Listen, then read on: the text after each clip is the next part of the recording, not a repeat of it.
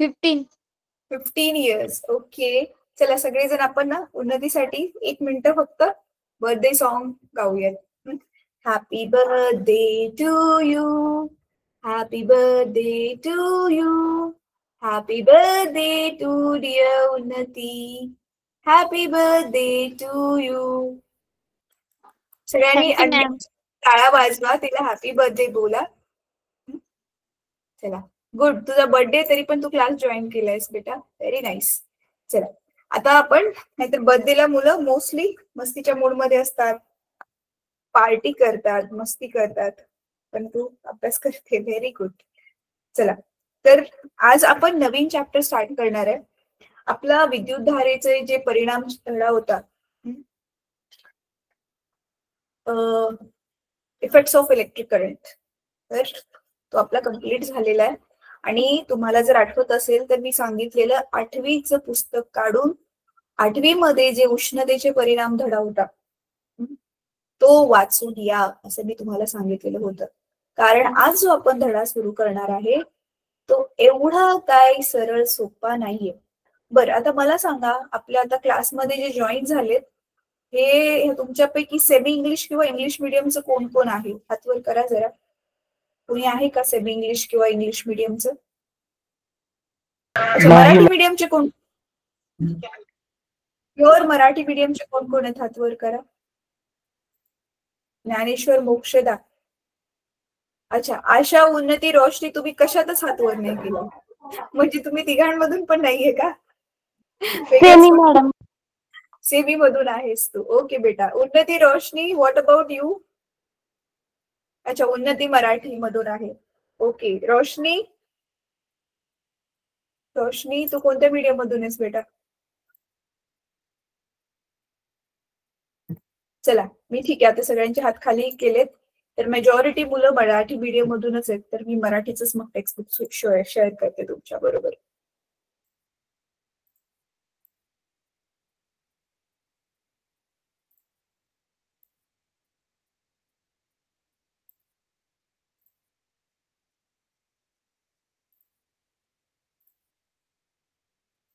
तर हे तुमचं मराठीचं टेक्स्टबुक. आता ह्याच्यामध्ये मुलांनो बघा, आपले तुमच्या पार्ट 1 मधले जे फिजिक्सचे चॅप्टर आहेत, गुरुत्वाकर्षण आणि विद्युतधारेचे परिणाम, हे 2 धडे पूर्ण झालेले आहेत. आता आपले जे आहेत ते मोठे जे आहेत ते 3 धडे राहिलेले आहेत. आता जेणेकरून आता आठवड्यात आपण शनिवारी पण भेटू, तर मला वाटतं थोडस स्पीडअप होईल. तर आज आपण हा उष्णता धडा सुरू करणार आहोत, ठीक आहे?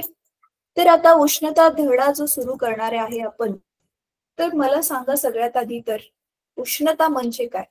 उष्णता काय असते ते मला कोण सांगेल? तुमच्यापैकी कोणी पण. बघा, चुकीचं उत्तर आलं तरी पण काय हरकत नाहीये, मी काय ओरडणार पण नाही तुम्हाला, मारणार तर डेफिनेटली नाहीये. सांगा काय असते उष्णता? पदार्थाची उष्णता जी असते ती काय असते?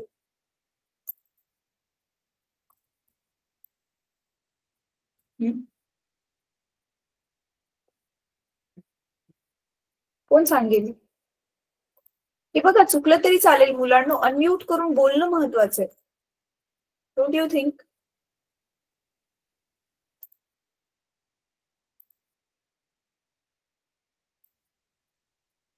अच्छा, मी स्वतःच नाव घेते आता. मोक्षदा तू सांग बेटा, उष्णता काय असते?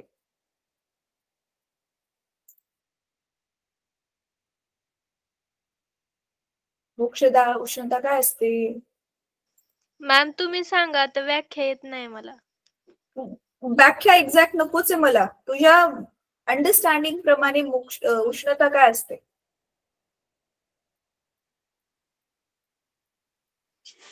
मॅम मी सांगू? हा सांग बेटा. एका गोष्टीला गरम करणे त्याला उष्णता म्हणतात. हा ठीक आहे. कुठला पदार्थ किती गरम किंवा थंड आहे ना, त्या हिशोबाने आपण ठरवतो की तो किती जास्त गरम आहे, तर जास्त त्याच्याकडे उष्णता. जो एवढा जास्त गरम त्याच्याकडे तेवढी जास्त काय असेल? उष्णता असेल. मुलांनो, आता तुम्हाला ना इथे गोष्ट खूप नीट प्रकारे समजून घ्यायची आहे. आता मी काय करते ना, थांबा, हे मी बुक स्टॉप करते शेअरिंग आणि तुम्हाला ना मला 8वी मधून थोडंसं रिव्हिजन करून द्यायचे. कारण 8वी मध्ये तुम्ही जो उष्णता धडा शिकलेला तो जर तुम्हाला आठवत नसेल तर मग तुम्हाला हा वाला धडा अजिबात नाही समजणार. 8वी मध्ये ना उलट ह्याच्यापेक्षा थोडं जास्त त्यांनी दिलेलं आणि थोडस डिफिकल्ट होता तो. तर ना माझ्याकडे थांबा एक पीपीटी आहे. तर 8वी मध्ये आपण काय शिकलेलो क्विकली ते रिवाइज करूया. त्याच्यानंतर तुम्हाला जे आहे ते जास्त चांगलं समजेल. बघा मुलांनो, आपण ना हात पाण्यामध्ये हात टाकून चेक करतो ना वस्तू किती गरम किंवा किती थंड आहे, राईट? तर ती जी गरमी आहे तीच उष्णता आहे. 8वी मध्ये आपण आता काय काय शिकलेलो ते चेक एकदा रिवाइज करूयात आपण. ठीक आहे, ते एकदा रिवाइज करूया, मग आपण ह्या धड्याला हात घालूया. कारण 8वीचं आलं नाही तर हे समजणारच नाही तुम्हाला. तर आपण बघा, मी लास्ट क्लासमध्ये पण तुम्हाला सांगितलेलं होतं, गेल्याच क्लासमध्ये आता जो आपला झाला, मला वाटते बुधवारी होता ना आपला क्लास, बुधवारी का गुरुवारी होता, येस गुरुवारी आपला क्लास होता, की आपल्या निसर्गामध्ये जी ऊर्जेची वेगवेगळी स्वरूप आहेत, उष्णता ऊर्जा, ध्वनी ऊर्जा, प्रकाश ऊर्जा, सौर्य ऊर्जा, अशी 13 टोटल स्वरूप आहेत वेगवेगळी. तर आपण फिजिक्स मध्ये स्पेशली काय करतो, प्रत्येक स्वरूपाबद्दल जो आहे तो स्टडी करतोय. तर आज आपण ह्या 13 स्वरूपांपैकी एक उष्णता हे जे स्वरूप आहे ते बघणार आहोत. गेल्या धड्यामध्ये आपण काय बघितलं, विद्युत ऊर्जा बघितली. या धड्यामध्ये आपण काय बघणार आहोत, उष्णता ऊर्जा बघणार आहोत. इझी, ठीक आहे. चला आता तुमच्या बरोबर ना मी एक पीपीटी शेअर करते.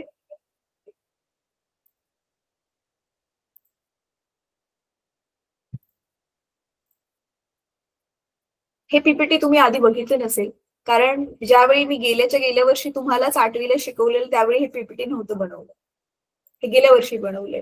तर बघूयात, चला.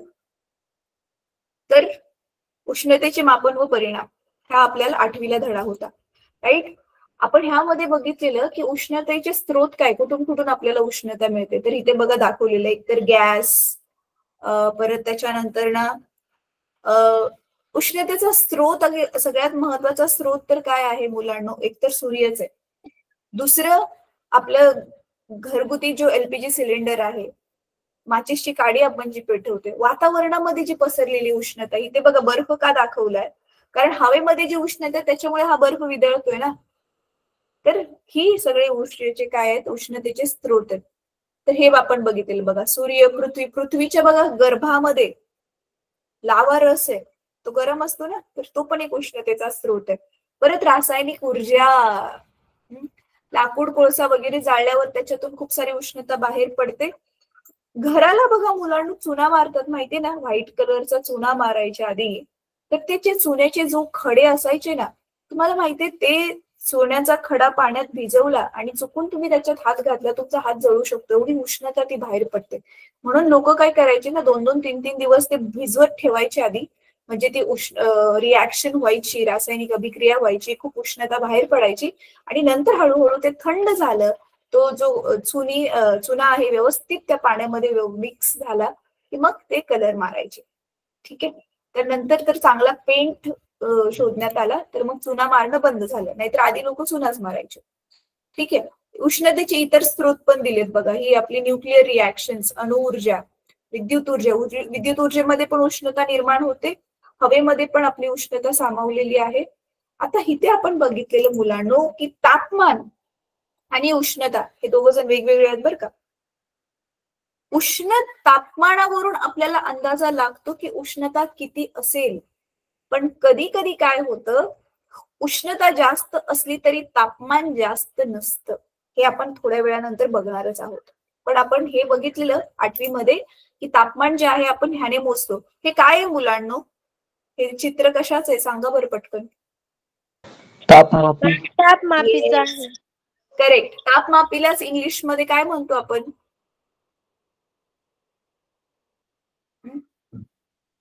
थर्मामीटर. थर्मामीटर. येस, थर्मामीटर शब्द ऐकला असेल ना तुम्ही. तर आता पुढे, आता इथे वेगवेगळ्या प्रकारचे यांनी थर्मामीटर पण दाखवलेले होते. ही जी तापमापी आहे त्याच्यामध्ये बघा, एक असते वैद्यकीय तापमापी आपलं बॉडी टेम्परेचर मोजण्यासाठी, दुसरी असते लॅबोरेटरी थर्मामीटर, प्रयोगशाळेमध्ये वापरली जाणारी तापमापी. ठीक आहे, मग ह्या तापमापीवरून आपण काय केलेली, ही माप सगळी मोजलेली होती. पाण्याचा उत्कलन बिंदू, आता बघा मुलांनो, छोटं अंतर असलं, एकदम छोटं अंतर असलं पण आपण मिलीमीटर मध्ये मोजतो, त्याच्यापेक्षा थोडं मोठं असेल तर सेंटीमीटर मध्ये मोजतो, थोडं अजून मोठं असेल तर कशामध्ये मोजू शकतो आपण, मीटर मध्ये मोजू शकतो, खूप लांब असेल तर किलोमीटर मध्ये मोजतो, राईट. तसंच आपण तापमान सुद्धा 3 वेगवेगळ्या एककांमध्ये मोजू शकतो, फॅरनहाइट, डिग्री सेल्सिअस आणि केल्विन. हे तुम्ही 8वीला शिकलेला होता. फॅरनहाइटचं केल्विन मध्ये कसं रूपांतर करायचं हे पण तुम्ही शिकलेलं होतं. जसं बघा, 1 मीटर बरोबर किती सेंटीमीटर असतं, 1 मीटर किती सेंटीमीटर असतं मुलांना, 1 मीटर अशी एकदम लांब पट्टी असते ना, त्याच्यामध्ये किती सेंटीमीटर असतात, 30. नाही बेटा, अरे ह्या बेसिक गोष्टी तुम्ही कसे विसरला, हे तुम्हाला 6वी 7वीलाच होतं, बहुतेक त्याच्या पण आधी 4थीला वगैरे असेल. 1 मीटर मध्ये 100 सेंटीमीटर असतं आणि 1 मीटर मध्ये 1000 मिलीमीटर असतं, 1 किलोमीटर मध्ये 1000 मीटर असतं, राईट. तसंच 1 फॅरनहाइट म्हणजे किती डिग्री सेल्सिअस किंवा 1 डिग्री सेल्सिअस म्हणजे किती फॅरनहाइट, तर त्याचं कन्व्हर्जन कसं करायचं त्याचं सूत्र पण बघा आपल्याला 8वीला होतं, आपण त्याची गणित पण सोडवलेली होती. परत हेच आपण मगाशी जे म्हटली, उष्णता वेगळी असते आणि तापमान वेगळं असतं, तर त्या दोघांमधला ह्याच्यामध्ये संबंध दाखवलेला आहे. आणि हेच ते सूत्र मी म्हणत होते, दिसतंय, हे फॅरनहाइट आणि हे डिग्री सेल्सिअस ह्या दोघांमधला संबंध, आणि हे केल्विन आणि डिग्री सेल्सिअस मधला संबंध. म्हणजे ह्याच्यापैकी कोणतं तरी एक जरी माहिती असेल तर तुम्ही बाकीचे 2 एककांमध्ये उत्तर काढू शकता. उदाहरणार्थ बघा, पाण्याचा उत्कलन बिंदू जो आहे, पाण्याचा उत्कलन बिंदू डिग्री सेल्सिअस मध्ये किती आहे, 100 अंश आहे, 100 अंशाला पाणी उकळतं. फॅरनहाइट मध्ये तेच किती आहे, 212, आणि केल्विन मध्ये तेच किती आहे, 373, 373. चला आता हा वाला टॉपिक खूप खूप महत्वाचा आहे मुलांनो, हेच आपल्या ह्या आता 10वी मध्ये पण आहे. विशिष्ट उष्मा काय असतो, पदार्थाचा विशिष्ट उष्मा. आता नॉर्मली उष्णता म्हणजेच उष्मा मुलांनो, बघा इथे दिलेलं आहे, पदार्थातील अणू सतत गतिशील असतात, त्यांच्या गतिज ऊर्जेचे एकूण प्रमाण हे त्या पदार्थातील उष्णतेचे मापक असते. म्हणजे त्या सगळ्यांची टोटल गतिज ऊर्जा आपण जर काढली, कळते मुलांनो, टोटल गतिज ऊर्जा जर आपण काढली तर तीच त्याची जी आहे उष्णता ऊर्जा आहे. आणि तापमान काय आहे, तापमान हे अणूंच्या सरासरी गतिज ऊर्जेवर अवलंबून असते. ही टोटल गतिज ऊर्जा आणि ही सरासरी गतिज ऊर्जा आहे. 2 वस्तीमधील अणूंची सरासरी गतिज ऊर्जा समान असल्यास त्यांचे तापमान समान असते. हे मी तुम्हाला दोन्ही पण एक्सप्लेन करणार आहे. ठीक आहे, आता पुढे विशिष्ट उष्मा म्हणजे काय ते बघा दिले. 1 ग्राम पदार्थाचे तापमान, 1 ग्राम, बघा 1 ग्राम किती थोडा पदार्थ असेल, तर 1 ग्राम पदार्थाचे तापमान 1 अंशाने वाढवण्यासाठी लागणाऱ्या उष्णतेला त्या पदार्थाचे विशिष्ट उष्मा असे म्हणतात. कळतंय.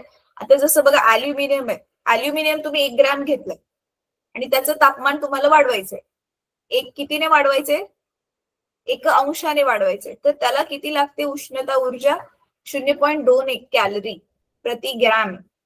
लोखंडाला बघा 0.11 लागते, दिसते, म्हणजे अल्युमिनियमला जास्त लागते. परत बाकीचे हे सगळे जे आहेत बघा, सुवर्ण म्हणजे सोनं, ते तर बघा ह्याला किती कमी लागते उष्णता, 0.03 कॅलरीज फक्त, कारण तो काय आहे, राजधातू म्हणून केमिस्ट्रीमध्ये तुम्ही काहीतरी शिकला असाल, शिकलाय, आठवते? मॅम दुसऱ्या धड्यातच ना. हा, तो नोबल मेटल आहे ना, नोबल मेटल म्हणजे धातूंमध्ये पण तो खूप चांगल्या क्वालिटीचं धातू आहे सोनं, त्याच्यामुळे तो उष्णतेचा खूप चांगला सुवाहक आहे. त्याच्यामुळे बघा त्याचा तो लगेच तापतो, म्हणून त्याचे तापमान 1 अंशाने वाढवण्यासाठी आपल्याला खूप थोडीशीच उष्णता त्याला द्यावी लागते, म्हणून बघा इथे 0.03 आहे. पारा मर्क्युरीला पण बघा 0.03. पारा पण अगेन काय आहे, पारा पण धातूच आहे. तर मग ही विशिष्ट उष्मा आपल्या कामामध्ये येणार आहे. कॅलरी मापी वगैरे काय असते ही बघा, कॅलरी मापी उष्मा मोजण्यासाठी. मुलांनो, तापमान आपलं किती तापमान आहे ते आपण थर्मामीटरने तापमापीने मोजतोय, पण पदार्थामध्ये उष्णता किती आहे ते आपण कशाने मोजतोय, कॅलरी मापीने मोजतोय. आता बाकी उष्णतेचे जे परिणाम आहे, आकुंचन वगैरे, हे तुम्ही स्वतःहून गो थ्रू करा. द्रवाचे प्रसरण झालं, एवढाच होता धडा.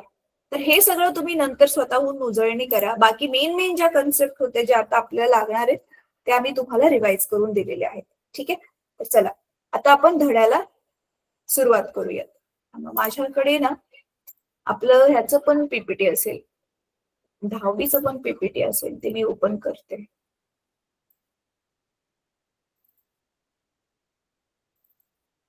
चेक करते मी एकदा.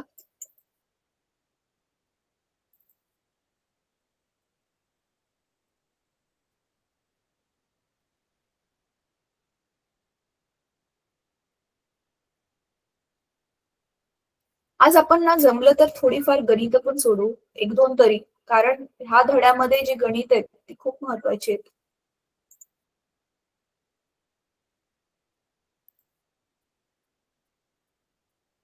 हा चला, व्हेरी नाईस, वाला चांगला वाला पीपीटी मिळालं.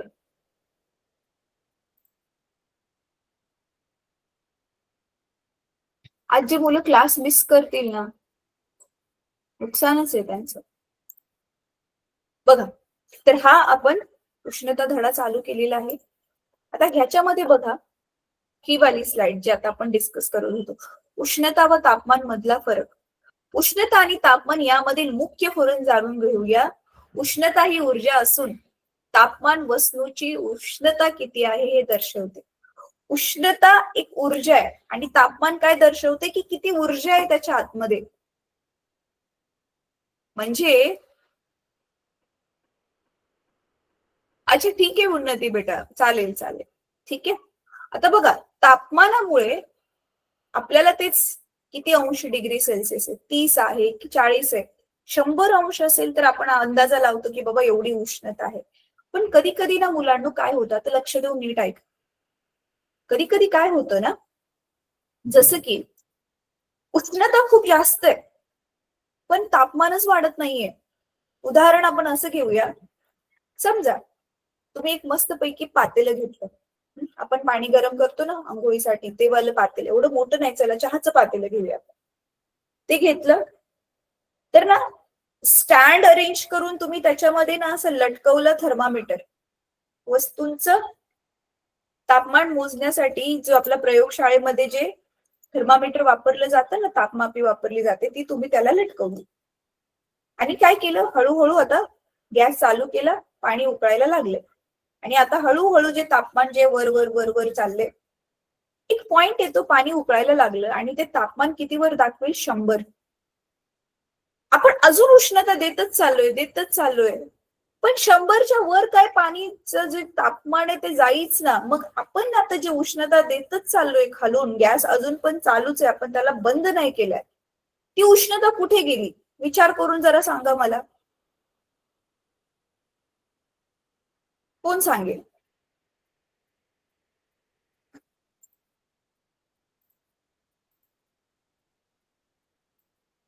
काय मॅम? तू ऐकलं नाहीस ज्ञानेश्वर, आपण ना पाणी बॉईल करतोय ना, गरम उकळायला लागलं पाणी, पाणी उकळत असताना त्याचं तापमान 100च्या वर काही जाईच ना.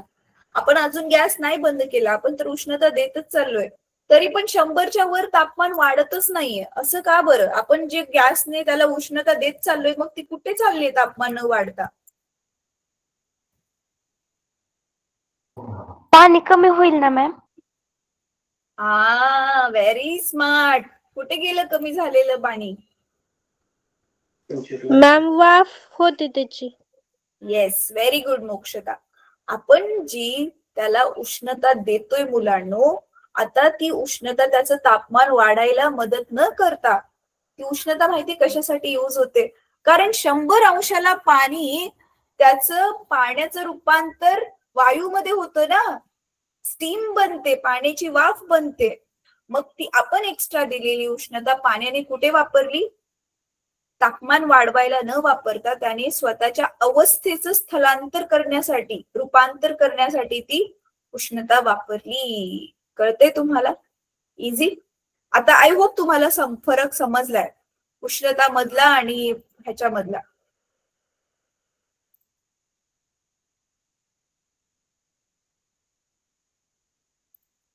तापमान आणि उष्णतेमधला आय होप आता तुम्हाला फरक समजलेला आहे.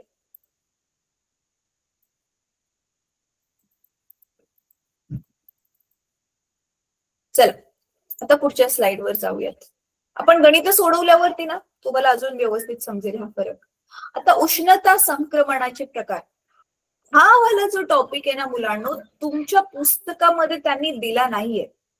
का नाही दिला मला कळलं नाही, पण मला असं वाटतं की हा टॉपिक असायला पाहिजे आणि खूप खूप जास्त महत्वाचा आहे. उष्णता संक्रमण म्हणजे काय असतं मुलांनो, सांगा बरं जरा.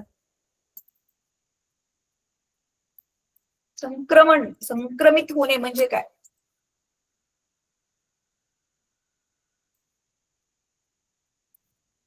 बोला रे, चुकलं तरी चालेल, मी काय मारणार आहे का तुम्हाला? समान.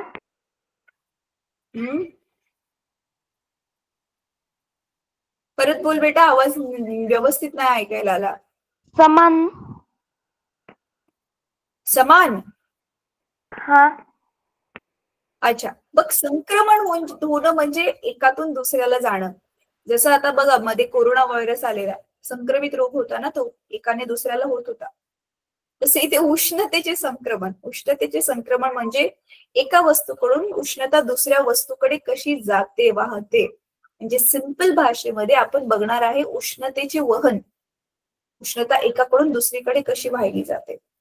तर ह्याच्यामध्ये 3 गोष्टी आहेत. कोणत्या 3 गोष्टी आहेत? की आपले जे स्थायू आहेत, स्थायूमधून उष्णता कशी वाहते, द्रवामधून उष्णता कशी वाहते आणि वायूमधून उष्णता कशी वाहते, ते आपण पाहणार आहोत. तर सगळ्यात आधी आपण बोलूया स्थायूंबद्दल. एक मिनिट हा मुलांनो.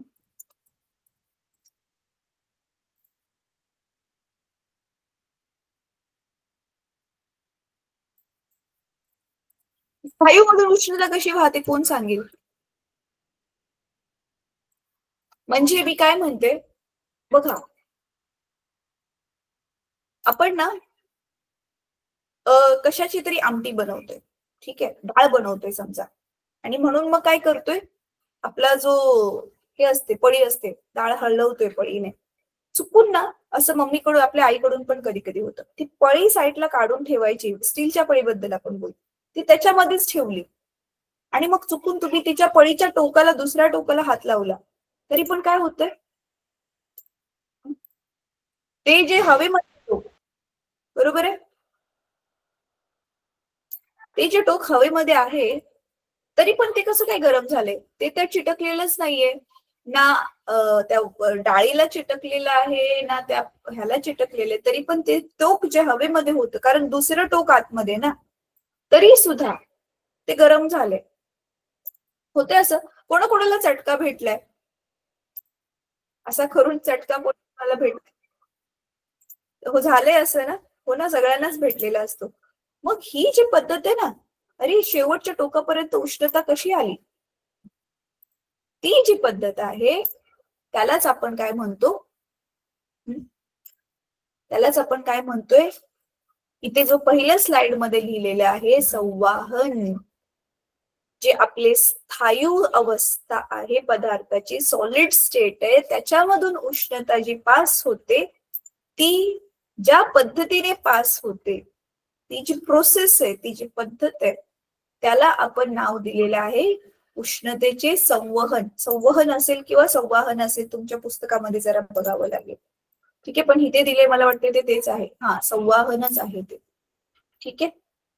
तर आता मी तुम्हाला ना मुलांनो आकृती काढून सांगते की नक्की काय होते. ज्यावेळी आपण स्थायू अवस्था बोलतोय तर नक्की त्याच्यामध्ये होते तरी काय. अच्छा मुलांनो, मला सांगा, एक गेम आहे पासिंग द पार्सल.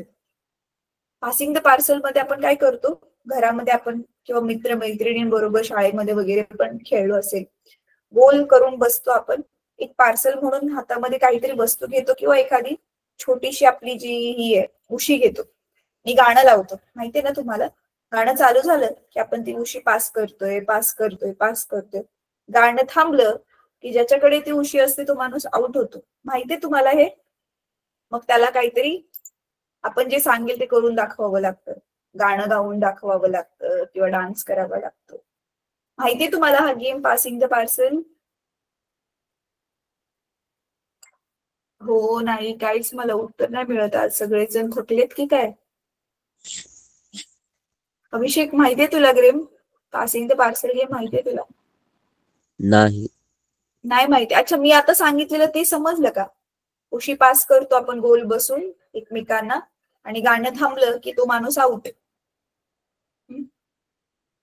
बर, चला मी सांगते आता. तर इथे काय होतंय नीट बघा. स्थायूंमधून उष्णता कशी वाहते.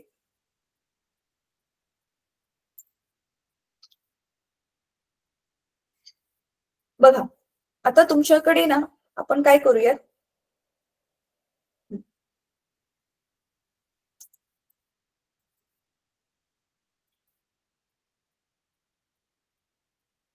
अरे ते वाकडच चाललंय, एक मिनिट. तर समजा आपलं हे आता ते पातेलं आहे, ठीक आहे, आणि ह्याच्यामध्ये आपली डाळ भातवाली डाळ शिजते, ठीक आहे, आणि खालून आपण काय केले, त्याला गॅस चालूच आहे, आणि ना चुकून मगाशी म्हटल्याप्रमाणे काय झालं, आपण ह्याच्या आतमध्ये ना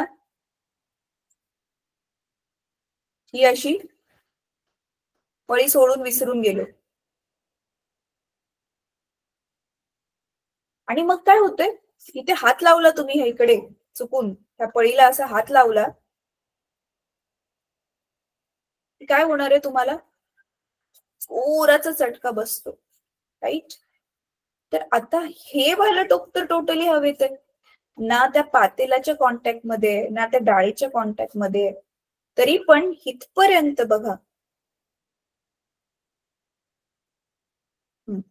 इथपर्यंत, इथून ते इथपर्यंत ह्या टोकापर्यंत शेवटच्या उष्णता कशी काय पोहोचली.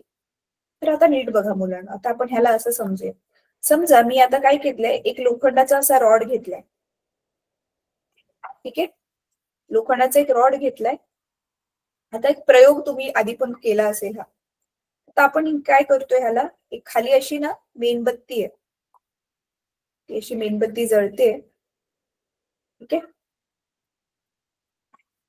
त्याला आपण गरम करतोय. आता नीट बघा, आपण काय केलंय माहितीये, आता समजा आपलं मेन असतं बघा,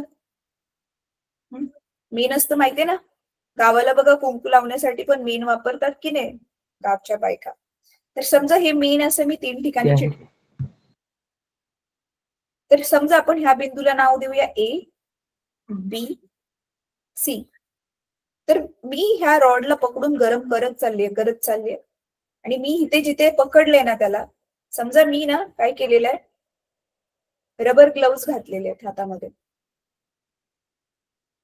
तर मला काही चटका नाही बसणार आहे.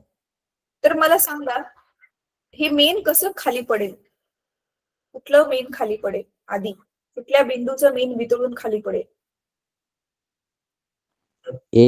बरोबर, अगदी बरोबर, सिंपल क्वेश्चन आहे. नंतर येस, आणि नंतर लास्टला सीचं पडेल, राईट. याचा अर्थ उष्णता कशी चाललीये, ह्या दिशेने चाललेली आहे उष्णता, राईट. आता ही उष्णता माहिती मुलांना कशी जाते, आता नीट ऐका होते काय. तर तुम्हाला माहिती आहे की कुठला पण पदार्थ अणूंनी बनलेला आहे, आणि जे स्थायू असतात त्याच्यामध्ये हे जे अणू जे आहेत हे असे चिटकून असतात, बरोबर आहे. ते अणू खूप छोटे असतात, दिसतच नाहीत मुलांना, मायक्रोस्कोपच्या खाली पण नाही दिसत, तर सूक्ष्मदर्शीच्या खाली पण नाही दिसत, त्याला इलेक्ट्रॉन मायक्रोस्कोप लागते. तर ते एवढे छोटे असतात. आता तुम्हाला एक्सप्लेन करायला मी हे असे मोठे काढले. तर आता तुम्हाला माहिती आहे की आपले जे सॉलिड्स आहेत म्हणजे स्थायू आहेत त्याच्यामध्ये काय आहेत, हे स्थायूंमध्ये एकमेकांना चिटकून आहे. आणि तुम्हाला माहिती आहे आपल्याला हे जरी चिटकून असले तरी हवेमध्ये की नाही मुलांनो, हवेमध्ये जी उष्णता आहे त्याच्यामुळे हे जे अणू आहेत हे एका जागी शांत नसतात बसलेले, आपल्या स्वतःच्या जागेला ते असे व्हायब्रेट करत असतात, कंपित असतात ते. मग आता होतंय काय मुलांनो, इथे इथे आपण ना ह्याला आता उष्णता द्यायला जशी सुरुवात केली, इथे तर हा जो पहिला अणू आहे आता तो गरम होईल. आधी पण तो हलतच होता, आता तो जास्त गरम झाल्यावर जास्त जोरात हलायला लागेल.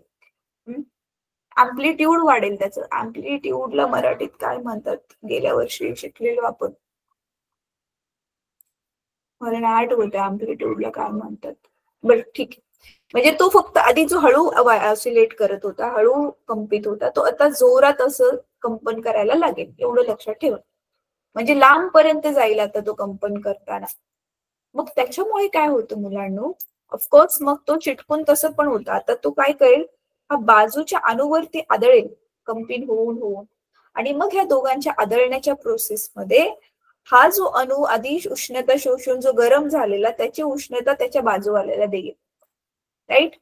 मग आता बाजूवाला पण हळूहळू गरम व्हायला लागेल, त्याचं पण जे आहे ते जे कंपन आहे ते वाढेल आणि मग तो पण चांगला गरम झाला, तो पण त्याच्या बाजूला आता ते जो बसलेला आहे त्याला उष्णता आता तो पास करेल, राईट. असं करत करत पहिल्यापासून दुसऱ्याला, दुसऱ्यापासून तिसऱ्याला, चौथ्याला, पाचव्याला अशी उष्णता जात जात जात इथपर्यंत पोहोचते. म्हणून बघा, चमचा खाली आतमध्ये टाकल्याच लगेच काय आपल्याला चटका नाही बसत है ना. कधी चटका बसतो, ज्यावेळी आपण बराच वेळ त्याच्यामध्ये चमचा सोडून दिलेला असतो आणि नंतर आपण अचानक पकडतो त्यावेळी आपल्याला चटका बसतो. तर मग इथे बघा काय होते, मी म्हटलेलं ना पासिंग द पार्सल गेम. तर होतंय काय, प्रत्येकानं स्वतःच्या जागी कंपित आहे, पण तो काय करतोय, उष्णता घेतोय स्वतःकडे थोडी ठेवतोय, बाजूवाल्याला देतोय. बाजूवाला पण काय करतोय, पहिल्या वाल्याकडून उष्णता घेतोय, कंपित होतोय आणि त्याच्या बाजूवाल्याला देतोय. म्हणजे इथे अणू जसं की पासिंग द पार्सल गेम खेळतात. आणि इथे पार्सल काय आहे, पार्सल ही स्वतःच उष्णता ऊर्जा आहे, एकापासून घेऊन ते दुसऱ्याला ते उष्णता पास ऑन करतात. कळतंय? हो नाही, काहीतरी बोला मुलांना. हो मॅम कळत येस मॅम. ठीक आहे. तर ही जी उष्णता पासिंग द पार्सल सारखं जी उष्णता स्थलांतरित होते, अशा पद्धतीचं नाव आहे संवाहन. मला वाटतं हे संवहन असेल, तर प्लीज थोडंसं चेक करा तुमच्या पुस्तकामध्ये जर कुठे असेल तर, नाहीतर पुढे जाऊन ते तुम्हाला तसं पण कळेलच. तर ही वाले जे संवाहन जे घडतं हे फक्त आणि फक्त मुलांनो स्थायूंमध्येच घडतं. ठीक आहे, हे वायू आणि द्रवांमध्ये घडत नाही. ठीक आहे. आता दुसरं जे आहे संवाहन नंतर जे दुसरं आहे ते आहे दीपन. तर हे दीपन काय असतं बघूयात आपण. ह्याला मी घालवते. आता खूप मस्त प्रोसेस आहे. अच्छा, मला आता थांबा, हे मी तुम्हाला दाखवू त्याच्याऐवजी तुम्ही आधी मला सांगा. आता मी पण काही वर्ष आधी गावी राहिलेली आहे, त्याच्यामुळे त्यावेळी तर कुठून गिझर विजर काही नव्हतेच. आता पण गावी बऱ्याच ठिकाणी गिझर नसतील, कदाचित तुमच्या घरी पण नसेल. तर मग आधी आंघोळ करायला मग काय व्हायचं, चुलीवर आपण पाणी गरम करायचं. मग आता पाणी गरम होते तोपर्यंत करणार काय, आणि समजा खूप थंडी आहे तर आपण नॉर्मली काय करायचो, चुलीजवळ स्वतः पण बसायचो, आठवतंय ना. आणि काय करायचो, पाण्यामध्ये हात घालायचो. वरती पाण्यामध्ये हात घातला तर एवढं पाणी गरम नाही लागायचं, खाली एकदम घालवलं आणि एकदम तळाला गेलो आपण तर पाणी गरम गरम जास्त वाटायचं है ना. आणि मग पाण्याकडे बघत बघत काय होतं, मग पाणी गरम होईपर्यंतची प्रोसेस आहे, तर पाणी जे आपल्याला दिसते वरती त्या टोपामध्ये, काय पाण्यामध्ये बदल दिसतात सांगा बरं मला. मॅम खालचे पाणी जास्त गरम असते आणि वरचे पाणी थंड असते. बरोबर. पुढे अजून आणि ते पाणी तापायलं की त्याची वाफ वाफ होते आणि पाणी नंतर उकळते. हा बरोबर. पाण्याची वाफ सुरू व्हायच्या आधी बघा, पाणी ठेवल्या ठेवल्या काही सेकंदानंतर मुलांनो तुम्ही तळाकडे बघितले, त्याचा जो तळभाग असतो ना तो खूप ब्युटिफुल दिसतो. खाली त्याच्या मोती, छोटे छोटे मोती असल्यासारखं बघितले. हो मॅम. हा Yes, ते काय ma'am. म्हणजे ते काय असतं? तापायला की वर येतात. आता इथे काय होतंय मुलांनो, इथे हे जे पाण्याचे जे अणू आहेत हे काय पासिंग द पार्सल गेम नाही खेळत आहेत. इथे ही लोक काय खेळतात आहेत माहितीये का? रिले खेळतात आहेत. रिले कोणाकोणाला माहिती? हात वर करा. रिले नाही माहिती? अरे माहिती असेल पण त्याला रिले असं म्हणतात ते माहिती नसेल. बघा रिले मध्ये काय असतं, 3-4 मुलं घेतात आणि त्या वेगवेगळ्या अंतरावर त्या मुलांना उभं करतात. तर पहिल्या मुलाजवळ एक दांडी देतात बघा, ती दांडी घेऊन त्याला पळायचं असतं, दुसऱ्याला द्यायची असते. मग दुसरा ती दांडी घेऊन पळतो, तिसऱ्याला ती दांडी देतो. अशी टीम असते. मग ज्या टीम मधून ती दांडी लास्ट वाल्या मुलाकडे सगळ्यात पहिल्यांदा पोहोचवली जाते ती टीम जिंकते. हा गेम कोणाला माहितीये? हा गेम नाही माहिती तुमच्यापैकी कोणालाच? हे वंडर आहे. बर, काही हरकत नाही, इट्स ओके, असं होऊ शकतं. चला मी आता इथे प्रोसेस एक्सप्लेन करते की हे जे दीपन आहे ते काय आहे. बघा अगेन आपण आता काय करतोय, एक आपण पातेलं घेतलं, राईट? हे असं पातेलं घेतलं आपण, तर त्याला काय करतोय आपण, अरे यार थांबा, पाणी घेतलं आता त्याच्यामध्ये, ठीक आहे? हा असा पाण्याचा लेअर, गॅस चालू केला. आता हळूहळू आधी काय बनते, आपण जर बघितलं तर आधी आपल्याला काय बनताना दिसते, पाण्याचे कण. छोटे पाण्याचे गोल गोल असे काय बनतात, बुडबुडे बनताना दिसतात, चिपकतात बघा आधी सगळे तळाला, राईट? असे खूप ब्युटिफुल ते दिसतं. आणि मग हळूहळू काय येतं, ते वर येताना दिसतात. बघितलंय तुम्ही? हो येस, मॅम. ते गरम होतात. गरम असलेली वस्तू नेहमी हलकी होते वजनाने मुलांना, मग ती वर येते, मग ते वरती येतात आणि हे वरचं जे पाणी आहे थंडवालं ते खाली जातं. मग बघा आता नीट बघा, हे खालून वरती येतात आहेत आणि जे वरून जे आहे ते थंडवाले ते खाली जातात आहेत. गरम साठी आपण लाल कलर दाखवतो, थंड साठी निळा कलर दाखवतो. मग थोड्या वेळानंतर पाण्याला ज्यावेळी मग उकळी येते तर ही प्रोसेस जी आहे ती फास्ट झालेली असते. उकळीमध्ये मग एकदम फास्ट फास्ट डोळ्यासमोर आपल्या होते, खालून वर येते, वरून खाली जाते, खालून वर येते, खाली जाते. मग इथेच मग काय बनतोय आपला, हा जो उकळी आहे तो एक प्रकारचा पाण्याचा करंट बनतोय. करंट म्हणजे वाहने बर का, इलेक्ट्रिक करंट म्हणजे विद्युतची धारा, आणि इथे आहे ही पाण्याची धारा, ठीक आहे? मग अशी प्रोसेस ज्याच्यामध्ये अणू स्वतः स्थलांतरित होतात एका जागेपासून दुसरीकडे उष्णता वाहून घेऊन जाण्यासाठी, त्यांची जागा चेंज होते, ह्याच प्रोसेसला जे नाव दिलेलं आहे ते म्हणजे दीपन. कळते? आणि हे दीपन जे आहे ते सगळ्या द्रवांमध्ये घडतं मुलांना. नाही नाही नाही थांबा, ह्याला नाव दिलेलं आहे द्रव नाही, इंग्लिश मध्ये आपण त्याला म्हणतो फ्लुइड, त्याला मराठीमध्ये एक नाव दिलेलं होतं द्रायू. आठवतोय हा शब्द? द्रायू काय असतात कोण सांगेल? द्रायू जो हा शब्द आहे मला वाटतं हा 2 शब्दांचा बनलेला आहे, एक तर द्रव आणि वायू. तर व गायब करून वचा नुसता काना ठेवून त्याला बनवलंय द्रायू. द्रायू काय असतात माहिती मुलांना? फ्लुइड्स म्हणजे बघा, फ्लुइड्स ते असतात जे फ्लो करतात, म्हणून ते फ्लो शब्दावरून बनलाय फ्लुइड. आता फ्लो होणं म्हणजे वाहनं, वाहून जाणे. तर द्रव पण वाहतात पाणी वाहतं की नाही? आणि वायू पण तर वाहतात ना, हवा वाहते, पाणी वाहतं, वाहते, रॉकेल वाहू शकतं. तर म्हणून ही जी सेकंड प्रोसेस आहे दीपनची, ही सगळ्या द्रायूंमध्ये घडते. दीपन ही जी प्रोसेस आहे ही सगळ्या द्रायूंमध्ये घडते. उदाहरणार्थ आता तुम्ही मला एक्सप्लेन करणार, मी स्टॉप शेअर करते. समुद्री वारे आणि दुसरं कुठलं वारे असते रे? तुम्ही ह्याच्यामध्ये शिकला असाल भूगोलमध्ये. एक असतात समुद्री वारे आणि दुसरे भूवारे का? जमिनीवरून वाहणाऱ्याला काय नाव दिलंय? भूवारे की काय आहे? सांगा रे मुलांनो, बोला पटकन. आपल्याकडे 2च मिनिट आहेत, 2-3च मिनिट आहेत क्लास संपवायला.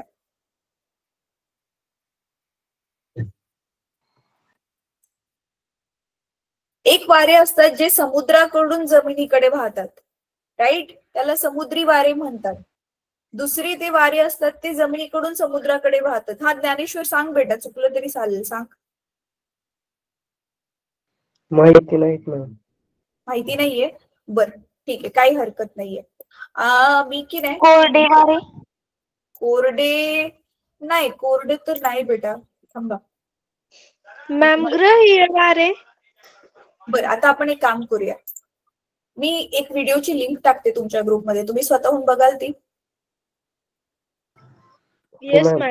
मॅम. ती लिंक बघा आणि नेक्स्ट क्लासमध्ये मग मी ह्याच्या पुढचा भाग तुम्हाला एक्सप्लेन करेल. बघा, हे जे दीपनवाली प्रोसेस आहे ही सगळ्याच द्रायूंमध्ये घडते. म्हणजे ती हवेमध्ये पण घडते आणि जे लिक्विड्स आहेत आपले, द्रव आहेत, द्रव मग कुठलं पण असू द्या, दूध, पाणी, रॉकेल, आपलं जेवण बनवायचं तेल, खोबरेल तेल, कुठले पण प्रकारची जी वाहणाऱ्या वस्तू आहेत, कुठल्या गॅस असू द्यात, गॅस पण वाहतो ना, हायड्रोजन गॅस, ऑक्सिजन गॅस, धुळीचे कण, तर सगळ्यांमध्ये उष्णता ही ह्या दीपन पद्धतीने वाहून नेली जाते. तर ही दीपन पद्धत जी आहे ती आपण ऑलरेडी आपल्या आजूबाजूला होताना बघतोय. मुलांना बघा, आज आपण जे शिकलोय ते आपल्या आजूबाजूला घडते ते शिकतोय ना, राईट? फक्त आता बघा तुमचा त्याच्याकडे बघण्याचा, आता ह्या पुढे पण तुम्ही पाणी गरम होताना तिथे बसल्यावरती तुम्ही नुसतं खेळणार नाही, तुम्हाला समजेल की नक्की तिथे काय घडतंय, राईट? जेवण मम्मी बनवत असेल किंवा तुम्ही तिला हेल्प करत असाल त्यावेळी पण तिथे पण तुम्हाला समजेल की नक्की काय चाललंय ना. आता तुम्हाला सायन्स समजेल त्याच्यामधलं, ठीक आहे? तर चला आपण मग आता काय करूयात, मी तुमच्या ग्रुपमध्ये व्हिडिओ टाकते, तो व्हिडिओ तुम्ही बघा. पुढच्या आठवड्यामध्ये मग पुढचा जो आहे ना इथे दाखवलेला आहे, तुम्ही जरा हे फाइंड आउट करा तुमच्या पण पद्धतीने आणि मला सांगा. हे बघा, हे दीपन मी एक्सप्लेन केलेलंच आहे. हे विकिरण काय असतं ते पण जरा मला सांगा. बघा, संवाहन, दीपन आणि विकिरण हे उष्णता संक्रमणाचे 3 प्रकार आहेत. प्रत्येकाचा वेगळा उपयोग आहे. आता जे सांगते नीट लक्षात ठेवा. संवाहनला इंग्लिशमध्ये म्हणतात कंडक्शन, कंडक्शन ऑफ हीट. दीपनला म्हणतात कन्व्हेक्शन आणि विकिरणला म्हणतात रेडिएशन. Conduction, convection, radiation. त्या व्हिडिओमध्ये हे लिहिलेले असतील 3 शब्द, ते तुम्हाला ऑटोमॅटिकली कळतील व्हिडिओ बघितल्यावरती, ठीक आहे? तर चला आता आपण क्लास थांबूया तिथे. तुमचा होमवर्क हाच आहे, तुम्ही व्हिडिओज तुम्ही नीट लक्ष देऊन बघा आणि नेक्स्ट क्लासमध्ये मला त्या व्हिडिओवर आधारित प्रश्नांची उत्तरं द्या, ठीक आहे? मॅम उद्या क्लास आहे का? नाही बेटा, उद्या संडे, उद्या क्लास नसेल आपला. आता पुढच्या आठवड्याचं तुमच्या ग्रुपमध्ये जे टाइम टेबल असेल त्याचप्रमाणे असेल आपला क्लास. मला वाटते आपला क्लास गुरुवारी वगैरे असेल, ठीक आहे? चला बाय, गुड नाईट. बरं मॅम, गुड नाईट.